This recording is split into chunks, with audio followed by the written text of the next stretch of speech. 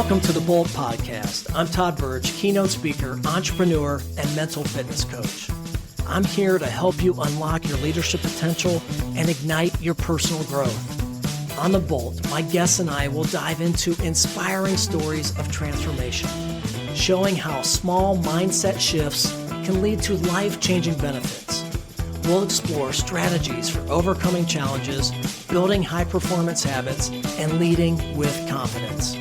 If you're ready to embrace a growth mindset and unlock your full potential, then let's ignite your spark today. All right, in the Bolt podcast studio today with Sam Falletta. Sam, welcome to the Bolt podcast, my friend. Thanks for having me. It's so good to have you, man. You and I have so much in common. I can't believe that we haven't crossed paths in the same area, same neighborhood. We went to the same high school, went to the same college. Go Zips. Yep, go Zips. And here we are today to talk about business, leadership, personal growth, and your journey. Yeah. So it's impressive. I love the story, and I know our listeners are going to love it as well. So tell us a little bit, give us the cliff notes about Sam and your journey from college and how you started, really ended up being with one company most of your career. And just kind of take us through it. Yeah. So Incept, the company that I spent really my entire working career for, was a customer service contact center company. And I joke that, I don't think there's ever been a kid in the history of third or fourth grade career day who has said, like, if everything goes really well, one day I'll grow up and work in a contact center. So a lot of times the question is like, where do you even start that? Right. So my dad was an attorney. I was convinced I was going to be an attorney as well. Okay. And I was petrified of public speaking, and particularly being in front of people when I was public speaking. So I would try to get his advice and figure out, like, how do I manage this? And short version is the only thing I could think of was that I would try to figure out kind of the speaking part without having to face a crowd. Okay. And then if I could learn the communication piece, then maybe I could add that on later. So when I was in college at Akron, my buddies are bartending or caddying or landscaping, and I found a contact center job. So for the local folks in Physician, which now is the naming rights of the stadium around us, and they taught, persuasion techniques and great listening skills. And I was more surprised than I expected to be that I really liked the work and the psychology behind it and the team. So switched my degree to marketing, realized I probably didn't want to be an attorney after all. And when I was graduating, kind of the thing to do at that time was mainly to go into pharmaceutical sales. So I had an opportunity lined up in Chicago, was pretty set on taking it, was planning to move and kind of move into the sales thing. And I had a friend from that college job who had said, if you talked to Jeff, who was one of our supervisors through school, and I had no idea what he was doing. Well, apparently he had started this small consulting firm that kind of worked in that same space. They said, I think he'd be interested in what he's got going on. And so we went and talked. It was his old apartment. The offices were 2 bedrooms. Like the bathroom had a shower in it. It was the true the old startup version. Yeah. And in the living room, there were like 4 cubicles for people that did kind of call center testing work. Yeah. So the short version of how that went down, he ends up basically saying, like, you got the job if you want it. I know you graduated, but unfortunately we can't afford to pay you even what you're making in your hourly job. You'd have to take a pay cut, and you've got to wait 3 weeks before we can afford a computer. Oh, like, that's the worst job offer of all time. Like, right. You know what I'm looking at. Why would I take that? Right. And his answer was one of the biggest kind of forks in the road in my career.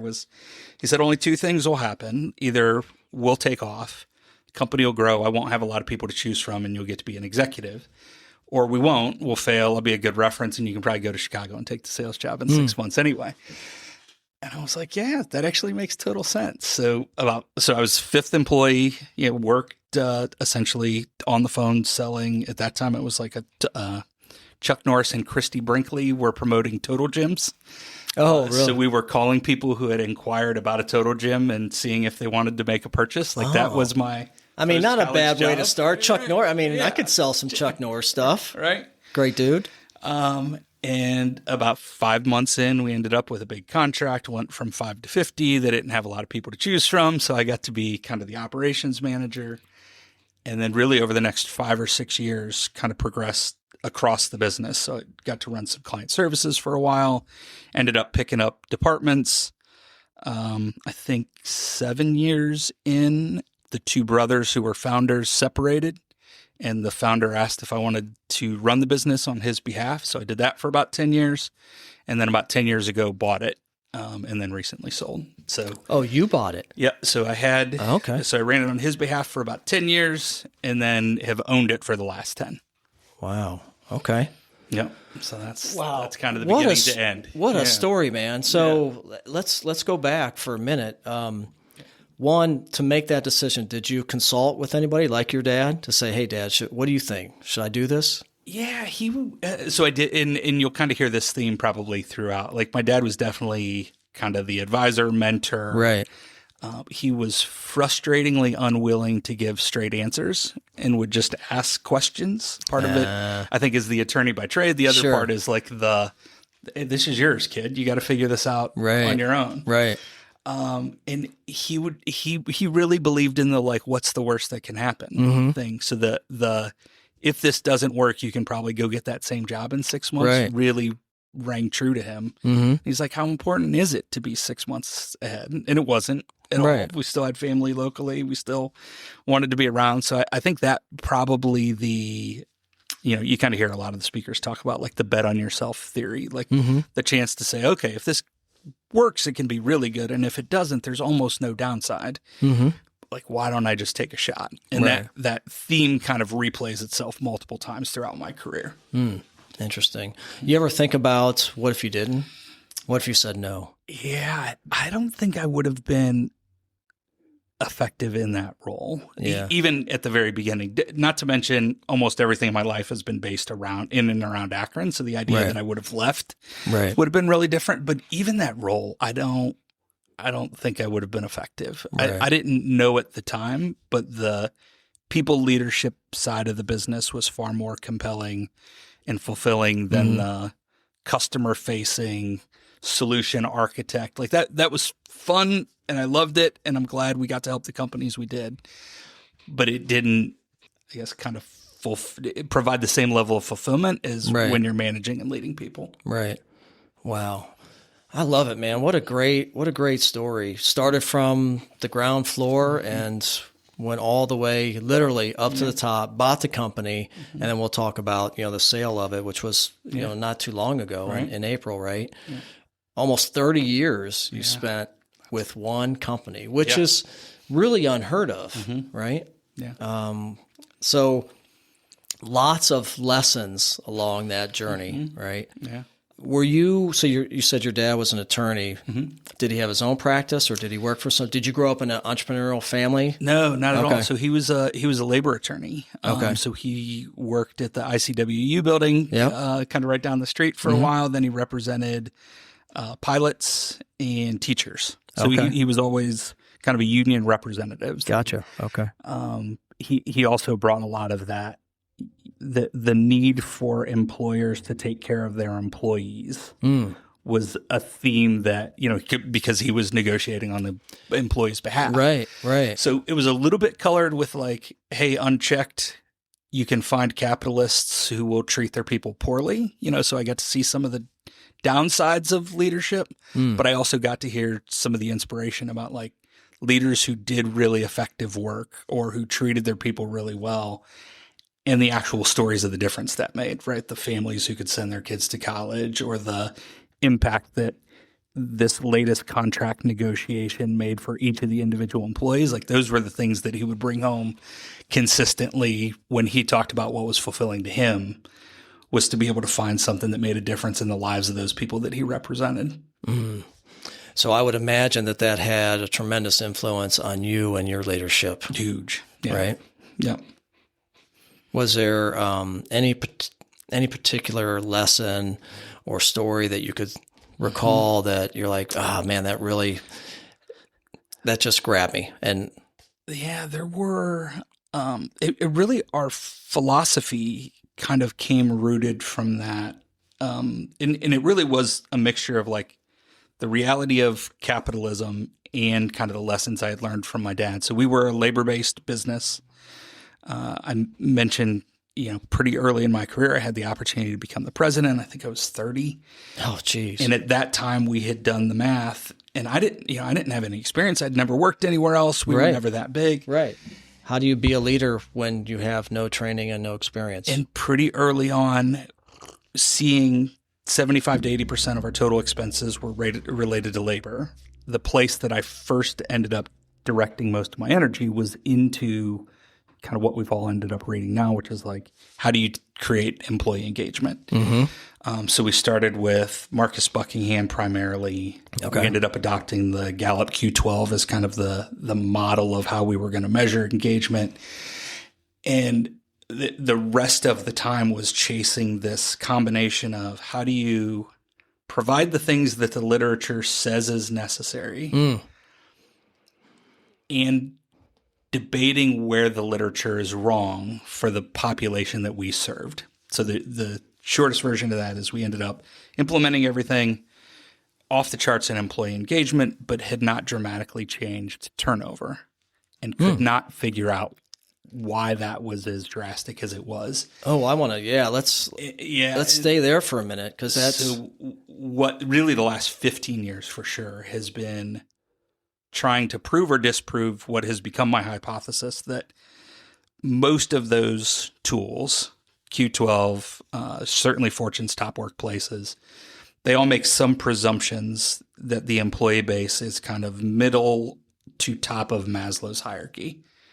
Right. So when you talk about like, what perks do you have? Dry cleaning matters to some portion of the population, but it couldn't be less relevant to 60% of the people that work out there that are making $45,000 or less. Right. So we were off the charts in employee engagement, and we were still kind of beating industry standard on turnover, but not to the way the correlation should work. So I brought it to this Vistage group, which I'm sure we'll talk about in a little bit. Said the numbers don't make sense. Somebody's got to talk me through why you think this is. And there were two great observations. One was the Maslow's hierarchy question. Like, we had built our start with why and done our Simon Sinek tier. And we had told this really compelling story about why this is going to help you become self-actualized and the best version of yourself. And the question was, do your people really care about that? Like, that's an interesting story and I'm glad you're doing it, but that isn't what your employees are worried about. And the second was, maybe a shitty job that's worth $3 an hour more is better than a great job worth $3 an hour less. And as we did our research in the population, that was exactly what we'd hear. We'd hear over and over in an exit interview. Anything we could have done different? Nope. Love it. Why are you leaving? My brother started a landscaping company. He's going to pay me $18 an hour. No. Do you want to do that? No. But it's $18 an hour. And so all of these kind of twists and turns were based on the observation that some of that applies, but for some population, now a much larger population than all of us want it to be, right, there's a whole different set of rules that have to be applied that kind of meet the people where they are, whether that's mental health counseling, the way we ran our incentives, the way our performance management worked. We kind of modified that whole world to meet our team where it was, which was a pretty far departure from a lot of the literature and the way it would tell you how to manage a group like that. Yeah, absolutely. How do you do that for 250 to 500 people? I think that's fine for maybe my company of 10 to 15 people, right? Meet them where they are. And I love that. And that's kind of the philosophy that we've adopted. Yeah. And even that still has its challenges, but much better results, as you stated. But so how do you do that? Are there any tips, tricks, silver bullets? Yeah, the managerial framework was important. So the individual leaders of teams. So there was an individual who ran kind of their 12 to 15 person team. Getting that person exactly right was really, really important to us. The performance management system and kind of how you help somebody think about their strengths as opposed to correct their weaknesses, and the way you deliver performance reviews was really, really important. Appreciative inquiry. Exactly. And so we had this series of behaviors. So kind of our hierarchy was our vision, our mission, our values, and our behaviors. And the hard part about the three on the bottom is they all sound really good, but it's really hard to see them in action. So we had this layer of behaviors that was like, okay, this, like when you're acting this way, this is how you know you are representing who we're trying to be. And the first one of those was a behavior that we called, you're the most important person you'll ever manage. And the activity around that was, take a minute. I'll kind of add an extra pause. Take a minute and write on a piece of paper the comments you say to yourself most frequently throughout the day. And we'd give people time to sit and write that and say like, okay, now pretend that your manager is saying those same things to you. Like, what is the quality of the relationship you would have with a manager who talks to you that way? And overwhelmingly, that self-talk is negative. You didn't do well enough. You failed. Right. Another mistake. Blah blah blah. I mean, we're negative biased people. It's just how we're wired. And so, when you think about the role of a manager, it's not just to have the relationship that somebody wants. It's to actually overcome the self-talk that already has them starting it as a deficit. Yep. So when we found that, that was the training that went to the supervisor, was not just like you have to do what's in the book. It's you have to do what's in the book and compensate for what already is fighting against you. It's the devil angel. You can be the angel, but you got to be stronger than the devil on the other side. Oh, I love it. And you have to help somebody make a lot of those realizations themselves. So that turned into, we identified that people had unresolved trauma issues that we were not prepared or capable to resolve. So we brought in an organization that was actually counseling. When we were physically present, we just had a counselor on site every hour we were open. Oh. Somebody wanted to schedule time, whether it was, coaching, tune-up, training, trauma resolution. That was part of the team. And how much was that utilized? It was really interesting. There were the people who were early adopters, and that was probably 20, and they had no fear of it, no worry about kind of the stigma. Sure. Had clearly sought some counseling before. Gotcha. And it took them being the advocate to kind of open up the rest of the group. Gotcha. To be willing to say, I'll do it. Yep. We kept it on the clock. That was one of our worries was, well, nobody's going to sacrifice pay to do it. So we kept it a paid function. Yeah. Yep. We had to have it be confidential. The only way they could disclose what happened is the same way, so you couldn't go complain about a supervisor and then worry that counselor would come in and tell HR about it. Mm-hmm. So we had to draw all those lines to be really specific about kind of where the difference was. So I think by the end of being in a physical location, kind of pre-COVID, we had gotten up to 23, 24% kind of utilization of the team. Okay. Maybe half of that was consistent. Like they had their weekly scheduled appointment and they did it. That group also was exceptional at like referrals to the community. So they were counselors, but they were also behavioral health specialists. You could say, oh, if you're stressed about bills, like not only can I help you cope with that, but I also can point you at a resource that can help you solve some of these problems over there. So that, that was kind of the supervisor training was a function. The in-house staff was a function. We changed the way we did all our incentives. So we used to reward, we'd give a gift card for a steakhouse or something like that. We had one, and I've told this story a couple times, but we had this, it was like a 2-year process that if you were exceptional in your job, you would get to the point that we would pay for a vacation for you and your family. Oh. And it was like, Kalahari. It was something local, but it was like a weekend trip. Okay. Still, Kalahari can, I've been there. It wasn't cheap. It can add up. And we had an employee come up and say, like, I'm really excited. Thanks. I appreciate it. But I need a mattress. Like, I'd love to take my kids to Kalahari, but what I need more than anything is a mattress. Like, if I spend less than Kalahari, can you just buy a mattress? Oh, and we're like, whoa, we have this all wrong. Dude, wow. Yeah. That's just like... And facepalm. And it's, that's what the book would tell you, right? Public recognition, let them take pictures, let them post, like, look at the place that my job sent me. How cool is this? And it had nothing to do with where our people were. So steak dinners turned into gas cards. Essentially every incentive became a Walmart card or something like that afterwards. So when I say like we really fundamentally changed the way we operated kind of based on this principle, it was really across everything. Mm-hmm. Wow, dude. I love it. I love it. I love how open you were and how willing you were to, I mean, these are big initiatives, right? These take time, they take money, take resources. And, to be willing to make that call to do that for your employees, I think says a lot about you, your leadership, and obviously the company. But do you think that had an impact, those changes? Like, were you able to tie it into an ROI? Did your people have better engagement? Were their numbers? Because I know in a call center, like, you're tracking everything. So that is the one beautiful thing about that service industry is you can really see how somebody's producing or not, right? 100%. Yeah. So we had the luxury of being able to see everything. We also were pretty unique in the way we built our financial model, and that almost all of it was pay for performance. Okay. So for the customers that we served, it was a fairly extensive process, but ultimately we'd say, what's the outcome you need? And when we achieve that outcome, we get rewarded. And if we don't, it's on us. And the reason we wanted to do that was to be able to collect all the data that would tell us what actually works for them.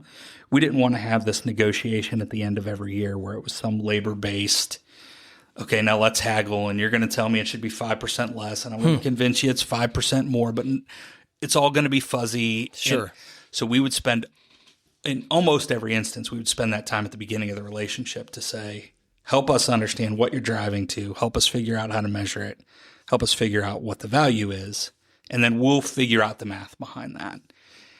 And because we had visibility most other competitors didn't, and then because we could create compensation alignment with our employees in ways most couldn't, right, we were able to outperform in most instances where we were competing with somebody else. So we felt like, A, if you can work in a way that that employee knows that you see them, aren't just paying them transactionally, but then B, if you can give a visibility and reward them on the things that actually matter to the customer, not the proxy that you use to keep them 3 steps away from the financials, that actually becomes a strategic advantage, not just kind of operational or managerial fluff.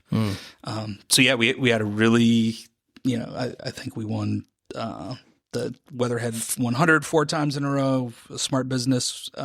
We spent a lot of time at some Smart Business events, which was really enjoyable. Top Workplace 14 times. Yeah, that and some of those, all of the awards are wonderful. Yeah. The ones that are the direct reflection of the employees' opinions, like the Top Workplace ones, like those were the ones that we felt like, okay, these are anonymous surveys being reported by our employees, rated against other organizations. Like, that's really where we felt the pride was around those kind of things where we're like, okay, we feel like it's working and we feel like it's also commercially capable. I think either of those without the other one gets really hard. It's like, man, it'd be great to treat our employees well, but if you don't manage it within the commercial confines, you're just not around long enough to make much of a difference. Right. And if you're commercially successful, but you're not treating people well, you probably won't be around long enough to make much of a difference either. Right. So there's that the fact that we had a run where we managed both of those was pretty exciting. Yeah. 14 years, man. Congratulations. I mean, you've had a lot of accomplishments, and obviously the sale of the company, but I would imagine that's probably one of your most favorites. Yeah, absolutely. Yeah. By far. A direct reflection of you, how you run the operation, your leadership team, your management team. I would certainly spread that. We had some remarkable people. Person, right? I was lucky before I ever owned the business, and really the team that was around when I got there was exceptional. The previous founder had this phrase that provided way more guidance than we realized at the time. And he would just kind of say it off the cuff. He'd say, like, if you treat people with dignity and respect, they'll repay you in loyalty and performance. And it was just kind of like a managerial, like, that was just a coaching phrase. But it became way more than that as we learned, like, okay, how do I make this decision? When, it really became something you could bounce a lot of your choices off of. Right. To say, does this meet the criteria that we were founded under? Right. Almost like core values. 100%. 100%. Wow. Can you say it one more time? If you treat people with dignity and respect, they'll repay you in performance and loyalty. Oh. It's kind of like the golden rule, man. Right. I mean, it's pretty simple, really. And a lot of business and leadership is quite simple. And I know, Yeah. right? Running simple, not easy. Simple, not But easy. it is. I mean, really, it goes back to simple principles. We'll be right back after this short message. Hey, it's Todd again. Did you know that mental fitness is the secret weapon for transformational leadership? Your mind may be sabotaging you, leading you down a path of stress and negativity, but it doesn't have to be this way. If you're ready to unlock the resilience to empower yourself and the team you lead, listen up. Through the Positive Intelligence Program, PQ for short, I help leaders build mental strength, manage stress, and increase emotional intelligence. Imagine reducing burnout, improving your relationships, and increasing performance, all backed by neuroscience. Look, I'm living proof of its power, having rewired my brain after building my mental fitness with PQ over the last 5 years. Are you ready to build yours? Visit toddbirch.com for more information, and let's get a free consultation scheduled today. Now back to the show. So you led this company 3 decades, right? Almost 30 years. Yeah. A lot happens over that time. I feel so old. Well, yeah, and I've been in mine for 16, and I feel like every 5 years there's something significant that happens, right? A challenge or change, turnover, good, bad, and different. It just seems like it is a bit cyclical.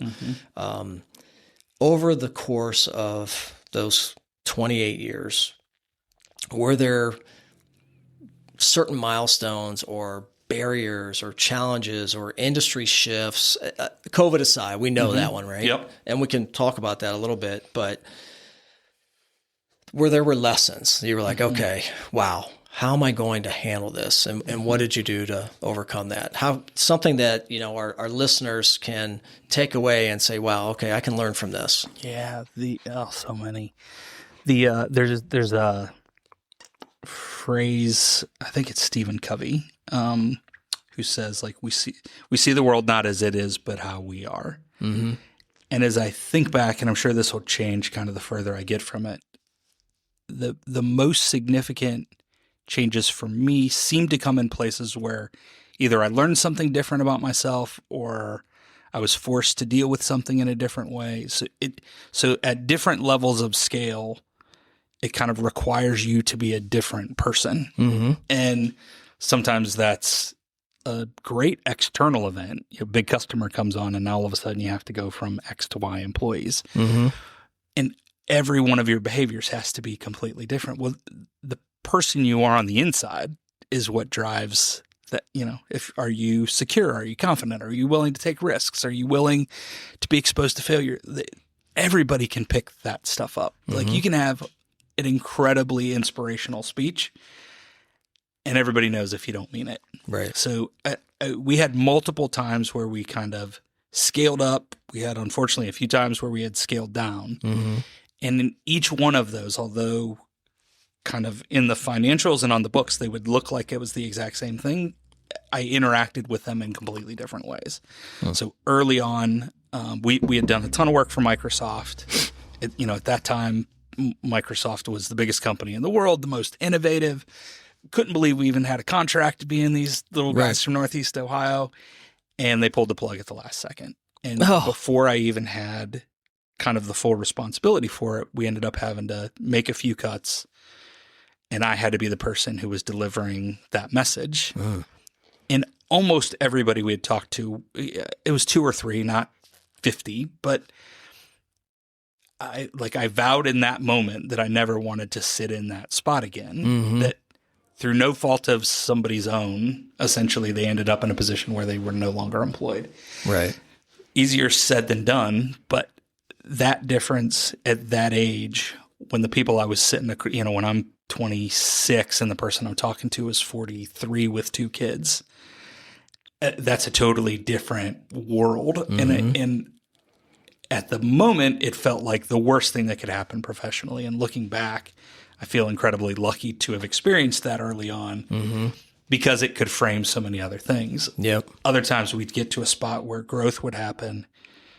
And when it happened at the beginning, I was way more reluctant to take a shot at people who hadn't kind of proven their competence. And the further we got, it was like, if they have the characteristics that look like somebody who's going to be a good leader, take the shot. You don't need to check every box. Right. People will step into what you ask of them. It was probably all around kind of scale and people philosophies. Take chances early. We would say kind of place big bets early on people. And a huge portion of that was the product of the fact that people did that for me. Like I never would have had any of the opportunities I had if somebody didn't go against what somebody had told them once and give me a chance. Right. So each one had kind of a different flavor. Yeah.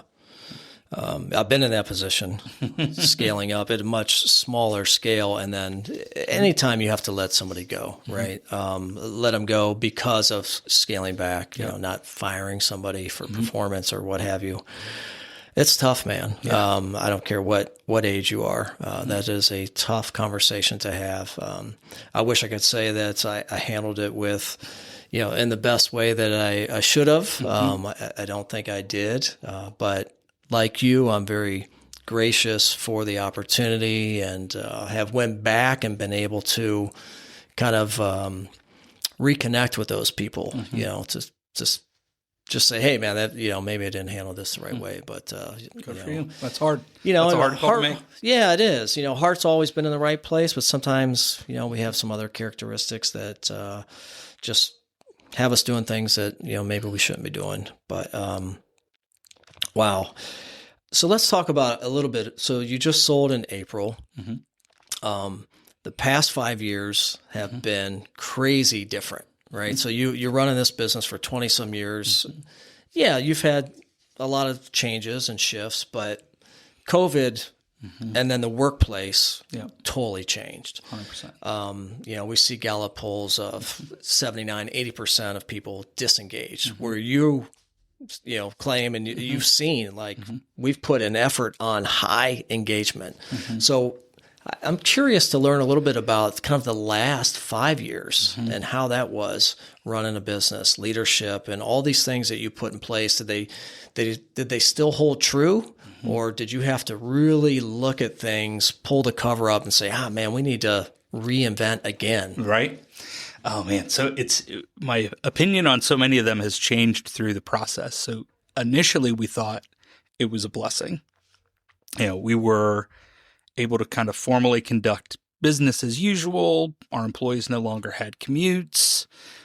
Weather was no longer a concern. Childcare, which would prevent people from being able to come to the office a lot of times, was no longer an issue. I really underestimated how significant the culture we built was based on physical proximity. And my observation now is that being remote has really harmed probably not the individual performance on behalf of a customer, but the organization, the way we built the camaraderie and the relationships. And the example that I've used to try to simplify it is like when we were in the building, we had constructed everything on these individual teams, right? The way the booths were laid out, the person that was in that row kind of modeled what an athletic coach was like, right? They would kind of review your film. They'd coach you up in these places. They were inspirational, and it was high energy. And all of a sudden, remotely, you can simulate that on a group Zoom call, but it is not the same function. It is not. So that role really is more of a counselor today, not in terms of a therapist, but like you're a great listener. I'm saying back, like, is what I'm hearing this, that, and the other thing? Right. So kind of organizationally, really the job functions have shifted quite a bit to a fully remote world. I also think, I don't have any data on this, and I'd love to see what it is, but I think I believe remote is good, and I believe it's here to stay, so maybe it doesn't matter if it's good. Yep. But one of the things that I think we saw was in our environment when somebody left home, came to work, and all of that stuff was gone, whatever it is, your kids, your parents' health, you were in a place where you were in total control. You were feeling good about yourself, or you could be helped to feel good about yourself. You could celebrate a win. And then when you leave, the world comes back. There's no separation of that anymore. So if you're at home and you're doing our job or a lot of jobs and the kids are a problem or the parents are a problem or whatever, like there is no difference between those two. Mm-hmm. And I think in looking back, there's 50 things that I could do different now, but I don't think I realized our strengths were as important as they were.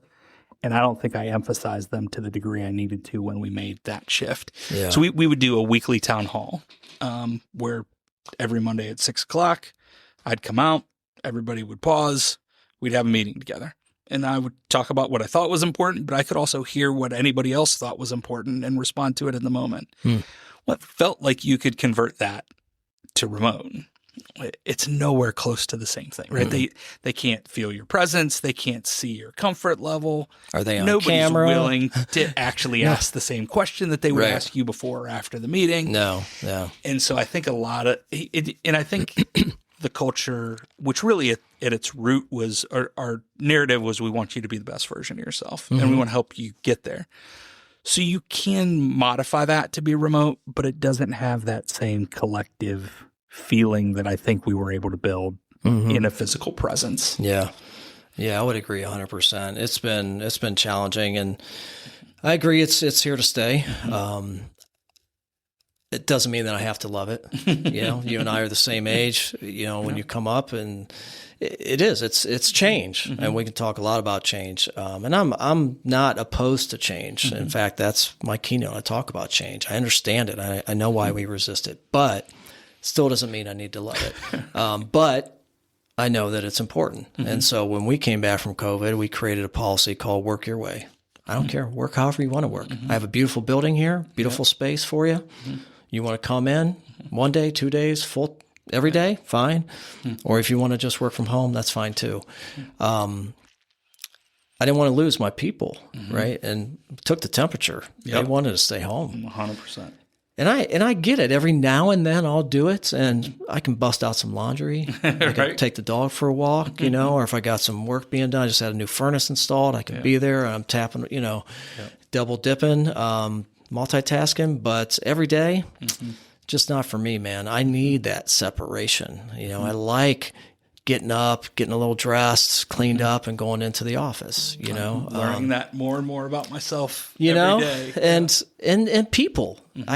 I created a business because I love people. I love being around. So I wanted to create, something that was meaningful and different, and create the culture and have that family feel. But you just can't do it. There are a number of things that you can try to do, but Zoom, Teams, whatever the platform is, it's not the same. And I don't think it will ever be the same. So I think business now, there's a challenge, right? And we see the numbers. I think a lot of people do agree that their employees are disengaged. Managers are close to the same numbers according to Gallup. So it starts at the top. So when you have the managers disengaged, well, your direct reports aren't going to be engaged either. So it's a pretty easy trickle. It's unfortunate. I think there's a number of things we can do. I think what you were doing early on probably helped tremendously when COVID came. I'm going to imagine having, right? Because we see the numbers with mental health, burnout, disengagement, they're all rising, unfortunately. And that's costing, our business trillions of dollars. But having, those intentional things in place like you did, having a therapist, how many companies do, especially, your size in Northeast Ohio, took the effort to say, I'm going to have somebody on staff. But when you're working from home, right? Maybe you can do telehealth, whatever. We still try. Ultimately, this question had a huge influence on who we ended up choosing to sell to. So the eventual buyer, Verifast, is a company that's almost, I think there'll be 50 in the spring, founded and have run their entire time as a remote organization. So we felt like if this is the reality, and if ultimately kind of due to my own inability to reach what world-class execution looked like in a remote environment, then if our goal is to stay world-class culture, then you have to find somebody who's already done it and done it well. Right. And there's a lot of people, especially now, if you're thinking about or looking to sell, you'll get a zillion private equity calls. In our industry, you'll get a zillion international buyers. And ultimately the choice to find somebody from Northeast Ohio who I had already known for 10 years and who had a company that had really been built on the premise of how do you create exceptional employee engagement in a remote environment first, ended up being as important as any of the other factors and saying like, okay, maybe this is somebody who can cover, I don't know if flaws is the right word, but I guess my flaws in not having adapted as quickly as we could have. Interesting. If you don't mind spending just a little bit of time there, because I think it's interesting and some people might, want to learn about just kind of that process.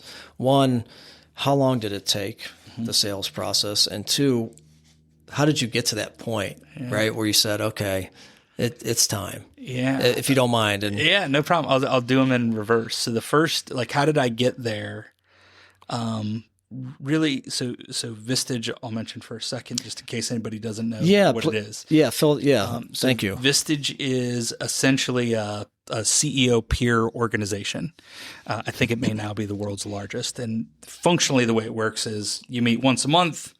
There's a chairperson who kind of facilitates for the group. There's almost always an expert speaker, and then there's somewhere between 15 and 20 non-competitive CEOs who come and kind of share best practices. You do a full business review once a year. You share issues. And I've been lucky enough and intentional enough, I guess, to be a member for about 17 years. And it's some of the most interesting quality people I've ever met. It has been by far the biggest development effort I've made around professional improvement. Good to hear. And one of the benefits of that is you get to see people a lot of times towards the end of their career considering retirement, and you get to know them well enough that you can ask them those kind of questions. What would you do different if you had to do it again? How? And almost to a person, they would say, like, professionally, I don't have many regrets. Like, I did as well as I could. I did the best I could with what I knew at the time. And when I learned, I did different. And I wouldn't say everybody, but a pretty high percentage have really specific memories of either times in their lives or times in their kids' lives where the business overtook their ability to be as present as they wanted to be personally, whether it was a father or a husband or a wife, however that was structured. And hearing that story more and more and realizing my kid, and everybody would tell me, so my kids are 10 and 12, and everybody would say, like, man, these are the golden years. Like, it's not going to be that much longer. Yep. It's not 18 when the kids leave. It's like 14, 15 when they don't want to spend time. And so I felt like there was this window that was about to close that I'd never be able to reopen again. So that was really what prompted some of the consideration to say, I've done one thing my whole life, incredibly fulfilled by it, probably accomplished more than I thought I would have in an entire career, luckily at an age earlier than I thought we'd get there. Right. Started worrying about this potential of, like, am I going to miss this window? And then the reality, and you probably see this, is like, you can set up all the systems you want. You can have the best people in the world, but when you own it, it does not go away. And I felt like I had practiced all of, I was meditating and I was using systems in place, and we ran EOS, we did all of that stuff. But the closest I could ever come with an analogy is it's like the difference between being a father and an uncle.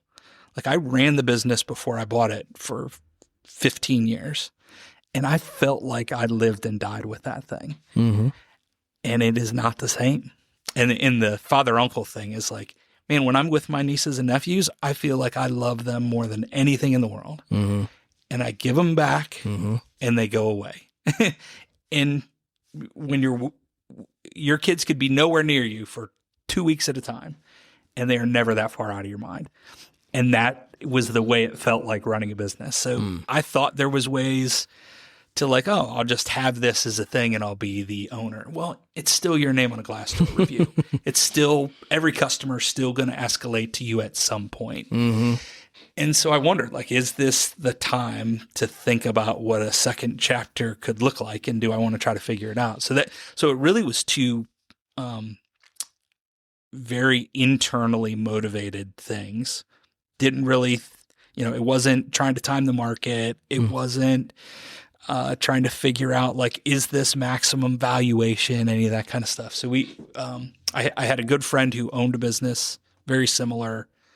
They had sold, they had reached out after it was done and said, hey, if this is even close to your radar, I have some lessons that we learned in the process. So are you interested in them? Yes. Yes, please. Well, 100%. So they walked me through everything. They went through a full process with a broker, fielded, hundreds of calls, months of time, ultimately chose the most lucrative financial decision and I'm not certain that's exactly the way they would have done it if they could do it again. So we did about half of that process first. Typically, it was people who were in that same engagement, used the same broker, had a series of discussions with private equity, series of discussion with international buyers, and I just couldn't get comfortable that was going to be the right choice. Right. So we got reasonably far down the path a few different times. For anybody who's thinking about it, if you have a network, an advisory board, a group of friends, like that's the place to lean on them the most. And you need them to be as honest as you can because you really got to figure out kind of why are you doing it? Because without that, people will just evaluate the financial components of the deal. So ultimately decided that was not the route we wanted to go, kind of hunkered back in as if that was going to be another 5-year path. And then the eventual buyer, Verifast, was not in that process. But the owner and I had known each other and met to say like, hey, is there a fit here? And from the time we concluded there was until the time we closed was less than 90 days. So it was just super core. When you know somebody and have a lot of faith on both sides, right? The things that usually feel like big sticking points aren't big sticking points. When my incentive is for it to continue to be successful long term, the things that you're trying to get aren't the things that are the most important. Right. So I felt really, really lucky in being able to find a fit that kind of valued what we had built and tried to extend it more than just the transaction for somebody who kind of buys and sells businesses as they come. Right. No, yeah. Thank you for sharing that. I love that analogy. I know it's got to be a difficult decision to make and one that's not made lightly or shouldn't be made lightly. Right. And now here you are having a conversation with me on a Friday morning, right? Not too bad.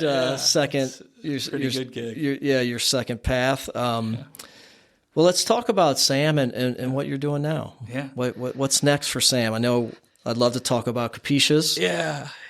So I really don't have Act 2 defined yet. Okay. My mom loves to tell everybody that I'm retired. That's certainly not it. I know I'm not going to stay bored for very long. So Capiches actually was kind of the creative outlet that I just told myself I'd never not do. So the idea came from, we talked a little bit at the beginning, kind of the wisdom of my dad.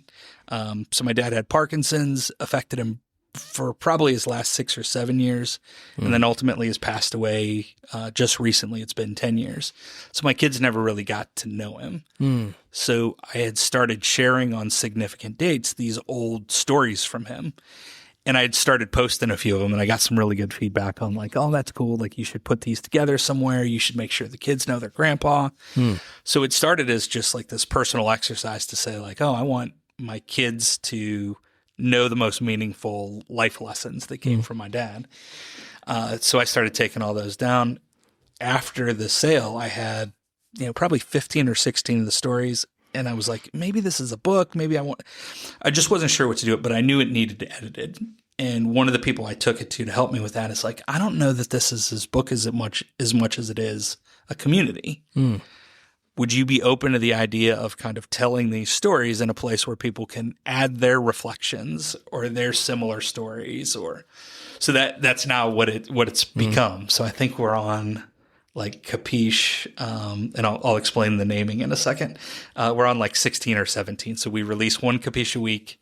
Okay. It's a story that's like one of these significant lessons from my dad that's kind of a broader lesson than the narrow story. Okay. And then the community is where people can either comment on that or add their own. And the hope is that the site eventually kind of becomes this crowdsourced, like Aesop's Fables version of collective wisdom. Yeah. But not these theoretical narratives, like people's real life lessons. Where Right. if you said like, hey, how do I deal with this thing? You can search on it and go find a series of people who say, I was in this spot and here's the advice that was really helpful to me. So the Capiche story was, so all four grandparents are from Italy. My dad's parents were kind of the strongest in their heritage. And my grandpa was known for being a pretty intense guy. So when he would say capiche, which literal translation is "do you understand?" But for him, it was like a statement. It was like, Right. you better understand this. Right, like right. this is a critical lesson. So when we were trying to figure out like the name of these stories, that ended up becoming hey, these are critical lessons. Like Right. these are things that are really important to understand. And I can't believe you got Capiches.com. Did you have Right. was that available, or did you have to go? No, it was actually available. There's a What? few different ways to spell it. Okay, gotcha. So the ones that the traditional Italian heritage would say it's probably the Americanized spelling. Gotcha. But yeah, it Still, was worth I'm it to have surprised. something that people would know more likely. Yeah, than and we'll include it in the show notes for sure. But I love it. It's I been saw really you post cool. on it Yeah. a few months ago, and I checked it out. I think it's a wonderful idea. I personally feel like it's a book. Yeah. I feel like once you get enough in there, That's helpful. it would be great just to have that. In that, I don't know, I'm old school. I love that format, right? And it's just one of those things I refer to a Bible, compare it to a Bible, but it's just a series of stories. So you can just go and pick up short stories and put it back down, 100%. as opposed to just, sitting reading for hours. But I love it, man. I love the intentionality behind it. I love, really everything about it. They're real stories from your dad, your grandpa, from you, and then from the community. I knew if I didn't do it now, I probably wouldn't. And I was really hesitant. We've talked about like the willingness to kind of face failure and to take a shot, and especially on a creative end, to put things out in the world like that. And I was like, what, if I don't do it now, I can justify forever not doing it. Right. But if I get too far into this process and I haven't continued to create, I think I'm going to regret it. Right. So that, the other conversations I'm having are far more practical about like, do I want to go back into teaching? Maybe do I want to try another business again soon? So I think for now, I just want to continue to investigate, like, really where are my strengths? Like, now that I look back, people ask a lot, are you like, do you miss it? Do you like, how do you react? It's almost more, I'm surprised that I did it as long as I did, because I don't feel like most of my leadership roles were kind of reluctant. I never strove, I didn't walk into the room and say like, this is Right. like, give this to me. Right. And so now I look back a little bit and I'm like, I don't know that what I was doing is what I was meant to be doing. And in some ways I'm kind of proud of how I adapted. In other ways I question, like, is that as authentic as I could or should have been? So I don't know exactly what happens next, but I'm going to leave myself enough time to figure it out. All right, Sam. So we're going to do the lightning bolt round. Okay. These are quick hits. All right. We're not going into a ton of explanation here, just some rapid fire questions. All right. If you could describe leadership in one word, what would it be? Listening. Makes sense for your experience Yep. and what you guys did at INSEP. Yeah. All right. Who is a leader that you admire and why? Could be anybody, living, dead. I'm going to use a category, like so maybe a broader, like military, police, firefighter. Leadership where lives are on the line makes all of the other things that we call leadership pale in comparison. I would have liked to think that the things that I did had some relative significance, but the reality was, if I made a bad decision, it wasn't that big of a deal. Right. And people who can lead in situations where a bad decision is a big deal, to me, it feels like two different sports. Yeah, absolutely. I love it. And this is a pretty common one that most people ask, but I'm going to ask it anyhow. What's the most important lesson you've learned in life so far?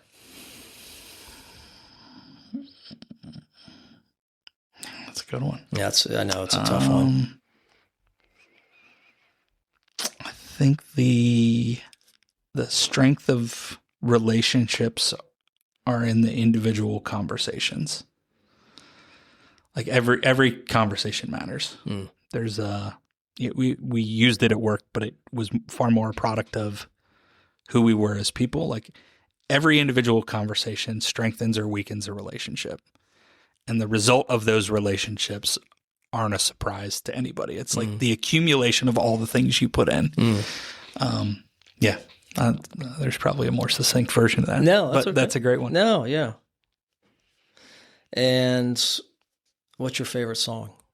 I know this is going to be tough because I've read. So 2 things important to you, family and music. Yeah. So I had to ask this one, and I didn't prep you for this one. No, it's so good. What I Got by Sublime is probably my favorite song. Really? Yeah. Yeah, so there's some story about like the music that's most significant to you comes at certain phases. I was going to say, that reminds me of college. Like that was before real responsibility. Right, yeah. Before CEO at 26 years old. Yeah, exactly. Okay. What book are you reading right now? Or books? I just started The Courage to be Disliked. Okay. Last night, actually. Okay. And I just Who's that by? Do you remember? I don't. Okay. I don't. I'll pull it in the show notes. Yeah, it's some 30 pages in maybe, but man, fascinating so far. Okay. And then I just finished The Art of Spending Money by Morgan Housel, who is the author of The Psychology of Money. It's kind of his follow-up, which is if one whole version is the discipline of acquiring and retaining, we spend way less time thinking about how we use it to our benefit. So The Art of Spending Money is kind of that whole conversation, which was useful timing and a really profound way to think about life. Yep, absolutely. Do you have a favorite leadership or personal growth book that's like your go-to or that you gift out the most or that you would give to your leadership team? So I'm thinking we have leaders listening to the show. You know, you say, hey, man, you need to get this book. I highly recommend it for your leader or your management team. The one that was most impactful to me was really First Break All the Rules. So Marcus Buckingham, which led me down kind of the Gallup path. Okay. The one that's probably the most dog-eared, it was Good to Great by Jim Collins. Okay. I know a lot of people. I thought you were going to say Steve Covey, but it's Good to Great. It became a playbook in a lot of ways. Yeah. One I probably had the most fun with.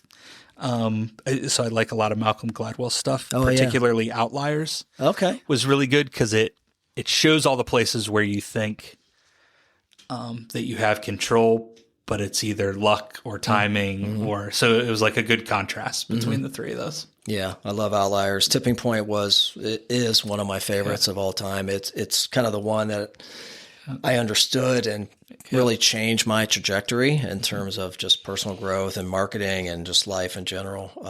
Great book. And he was just here in town. Oh, really? Yeah, he was just at the Cleveland Public Library. They have a series. I know I missed it too. I'm like, Malcolm's here. But cool. All right, last one. All right. How does Sam define success? I'm trying not to steal.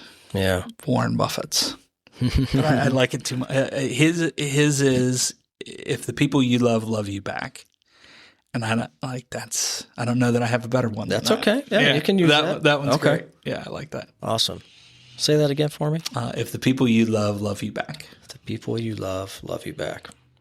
Sounds like that's how you ran your business. Tried. Yeah. We tried. All right, my friend. Dude, this has been an amazing conversation. Lots of nuggets here.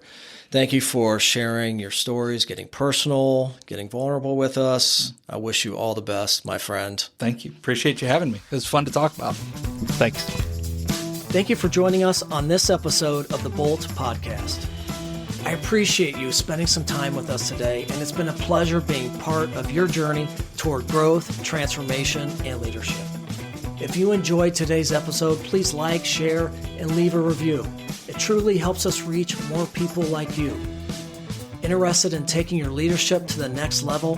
Visit toddbirch.com to learn more about my keynote speaking, corporate training programs, and my positive intelligence coaching. Look, I'm here to help you build the mental resilience and leadership skills that drive lasting change. And remember, progress comes from small, consistent steps. Keep moving forward, my friends. And before we wrap, a quick reminder that the information shared on the Bolt podcast, along with anything from toddbirch.com or all my social media channels, is for informational and educational purposes only. We all need support, and if you're seeking meaningful guidance, one of the best things you can do is talk to a licensed professional, whether that's a physician, therapist, or coach. Hey guys, take care of yourself, stay kind to your mind, and remember, help is always available when you need it. Thank you for being here. I appreciate you, and we'll see you next time.